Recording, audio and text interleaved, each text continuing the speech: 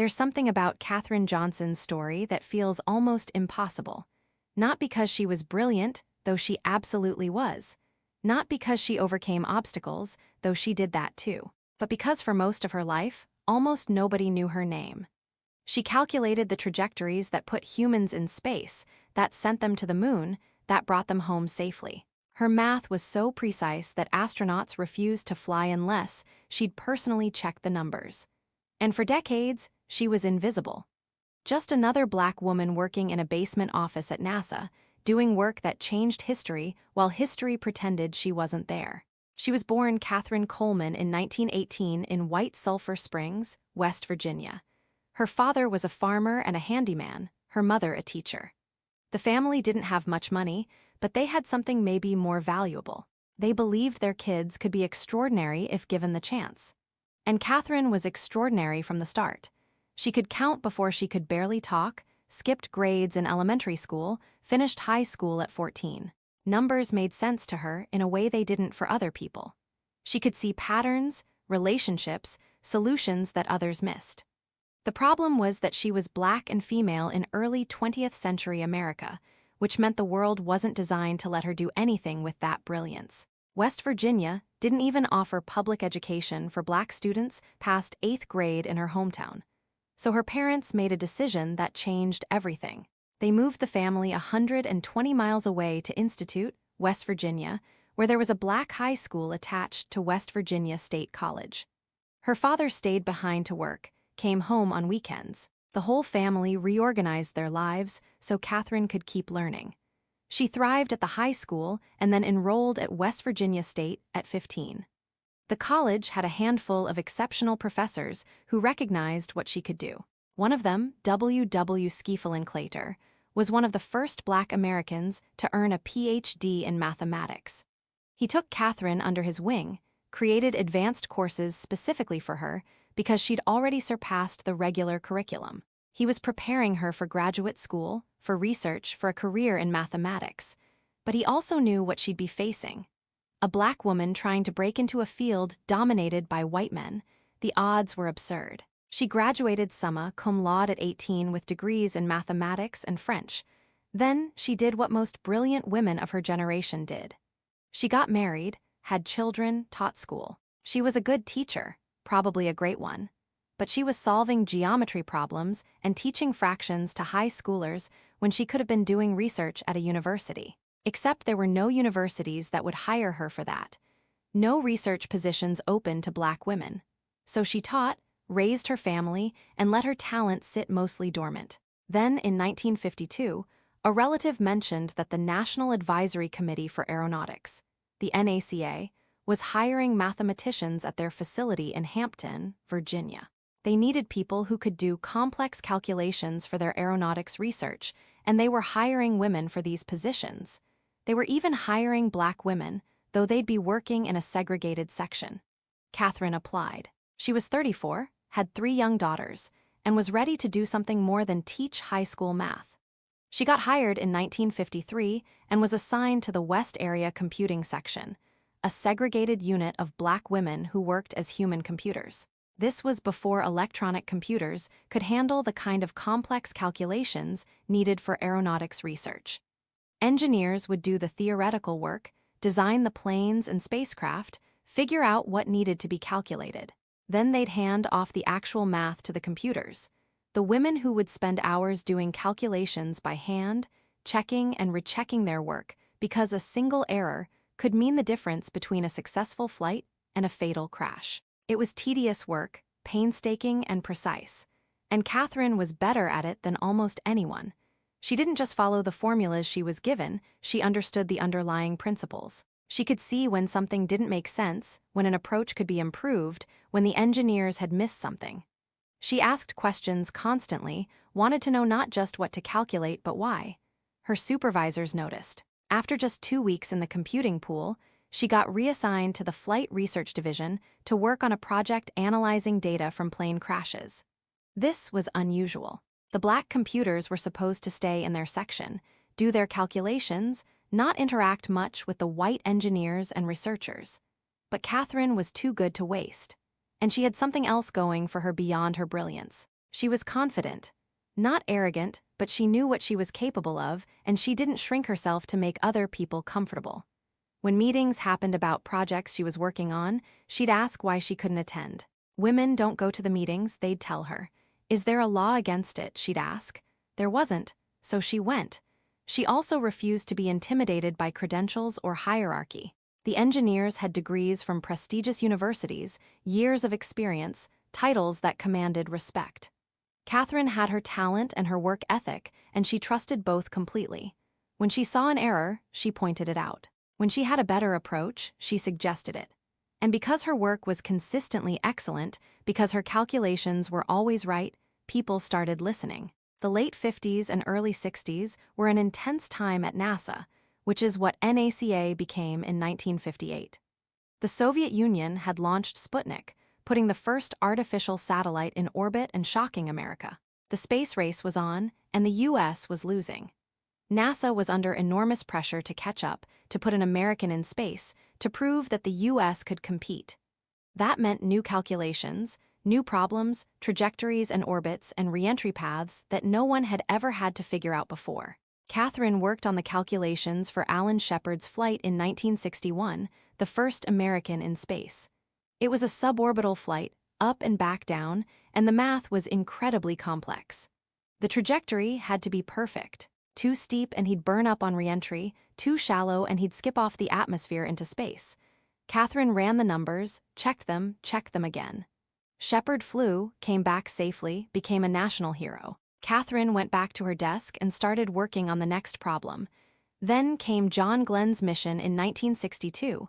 This was bigger, more complicated. Glenn would orbit the Earth, the first American to do so. But here's where things got interesting. By this point, NASA had started using electronic computers to calculate trajectories. These were massive machines that could process numbers faster than humans, and they were supposed to be more reliable. The problem was that people didn't entirely trust them yet. These were early computers, prone to errors, and everyone remembered, including Apollo 11, the moon landing. She calculated the trajectory to get there, the lunar orbit insertion, the path back home. Her work helped determine the precise moment when the lunar module needed to fire its engines to lift off from the moon's surface and rejoin the command module. Tiny errors in these calculations would have meant the astronauts died on the moon, unable to get home. Her numbers were perfect. Neil Armstrong and Buzz Aldrin walked on the moon and returned safely. She worked on the Space Shuttle program, on satellites, on contingency plans for what to do if things went wrong in space. She co-authored research papers, more than 24 of them, which was rare for someone in her position. Most of the computers, especially the women computers, didn't get their names on papers. The engineers took the credit. But Katherine insisted on being acknowledged for her work, and her supervisors, who by this point recognized her value, agreed. And through all of this, she was dealing with segregation. When she started at NASA, the facilities were segregated. Black computers worked in a separate section, used separate bathrooms, ate in a separate area of the cafeteria. Katherine ignored these rules when she could. She used whatever bathroom was closest, sat wherever she wanted. When people objected, she played dumb. I don't see any signs, she'd say. And technically, there weren't always signs. The segregation was often informal, enforced by custom rather than explicit policy. So she pushed boundaries, refused to be constrained, made people uncomfortable. This is important to understand. Katherine wasn't just brilliant, she was brave. It takes a specific kind of courage to be the only black woman in a room full of white male engineers and insist on being heard. To correct their math, to question their assumptions, to demand to be included in meetings, and have your name on papers. Especially in the 50s and 60s in Virginia, where segregation was the law and racism was the norm. She could have been fired, could have been pushed out, could have had her career destroyed for being too assertive.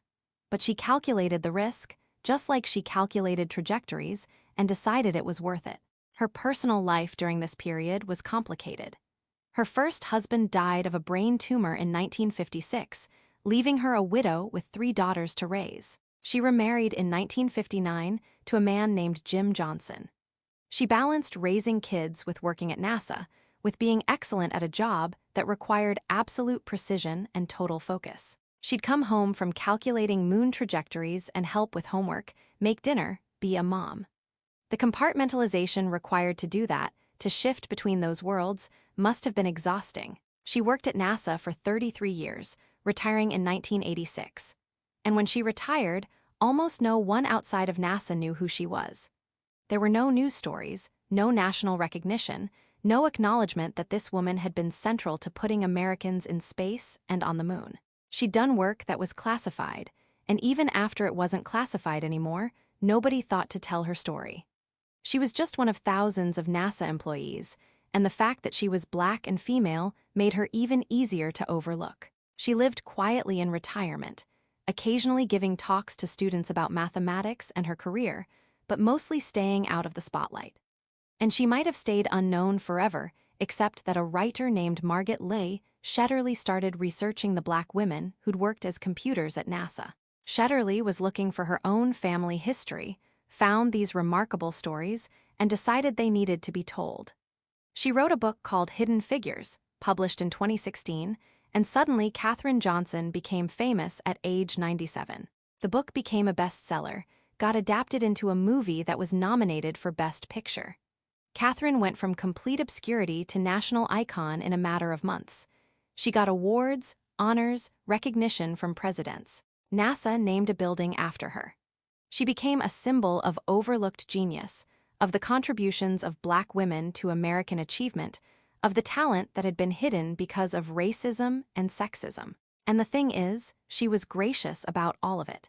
She didn't seem bitter about the decades of invisibility, didn't complain about how she should have been recognized earlier. She just seemed pleased that people were finally interested in the work, that young people might be inspired to pursue mathematics and science. She understood that her story was bigger than herself, that it represented something important about history and who gets remembered. She died in 2020 at age 101. By that point, everyone knew her name. Kids had seen the movie, read books about her, learned about her in school. She'd gone from hidden to celebrated, from erased to essential. But the question that lingers is how many other Katherine Johnsons were there?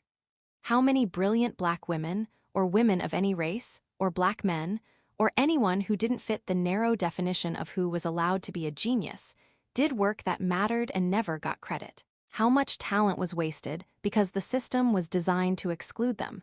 Katherine's story is inspiring, but it's also infuriating, because she shouldn't have had to be twice as good to get half the recognition. She shouldn't have had to fight to be included in meetings, or insist on having her name on papers, or deal with segregated bathrooms while calculating trajectories that kept astronauts alive. The fact that she did all of this and succeeded is a testament to her ability and determination. But the fact that she had to is an indictment of everyone who made it harder than it needed to be. What made her so good at what she did wasn't just intelligence. Plenty of people are smart. It was the combination of brilliance and precision and confidence and curiosity. She didn't just follow instructions, she understood the physics behind what she was calculating. She visualized the problems in 3 dimensions, saw how the spacecraft would move through space, anticipated issues before they arose. She thought like an engineer, but with the mathematical rigor that engineers sometimes lacked. And she loved the work. That comes through in every interview she gave, every talk she delivered. She loved mathematics, loved solving problems, loved the elegance of equations that described the physical world. For her, calculating a trajectory wasn't drudgery, it was fascinating. Each problem was a puzzle, and solving it gave her satisfaction that went beyond a paycheck. She would have done this work even if no one had ever known her name, which is essentially what happened for most of her career. The tragedy isn't just that she was overlooked. It's that her story represents thousands of similar stories that we'll never know. The women and minorities who did essential work in the shadows, who made crucial contributions that got credited to someone else or to no one at all. Katherine got recognition eventually, but most people in her position didn't. They lived their whole lives with their genius hidden, their contributions erased, their names forgotten. NASA's story is usually told through astronauts and engineers, through von Braun and Armstrong and the men whose faces we know. And those men were impressive, absolutely. But behind every launch was an army of people doing the unglamorous work that made it possible. The people running calculations, checking systems, solving problems that most of us would never even understand. And many of those people were women, were Black, were systematically excluded from the narrative of American achievement. Katherine's recognition late in life was deserved, but it was also a form of historical correction, an acknowledgement that we'd told the story wrong, that we'd left out essential people, that our version of history was incomplete. The fact that it took until 2016 for most Americans to learn her name is shameful. She should have been celebrated in 1962, in 1969, in 1986 when she retired. But better late than never, maybe. What's remarkable is that she never seemed to need the recognition while she was working. She knew her value, knew the importance of what she was doing, and that was enough. She didn't need the world to validate her, didn't need fame or awards or acknowledgement. She had the work, and the work was its own reward. That's a kind of confidence that's rare, especially in someone who had every reason to doubt themselves based on how society treated them. She told an interviewer once that she was just doing her job, that she never thought of herself as a pioneer or breaking barriers. She was just a mathematician who liked solving problems and happened to be good at it. But that humility, while admirable, undersells what she achieved. She didn't just do her job, she did it better than almost anyone else could have. She didn't just break barriers, she kicked them down and walked through like they'd never been there. Her legacy now is secure. She's taught in schools, featured in museums, remembered as one of the most important figures in the space program. Kids who want to study mathematics have her as a role model, proof that brilliance can come from anywhere and that obstacles can be overcome. That's valuable, genuinely important. But it would have been more valuable if she'd had that recognition during her career. If she could have inspired generations of mathematicians while she was still working instead of after she'd retired. The story of Katherine Johnson is ultimately about talent that refused to be suppressed. She was too good at what she did, too confident in her abilities, too stubborn to accept being sidelined. So she pushed forward, did exceptional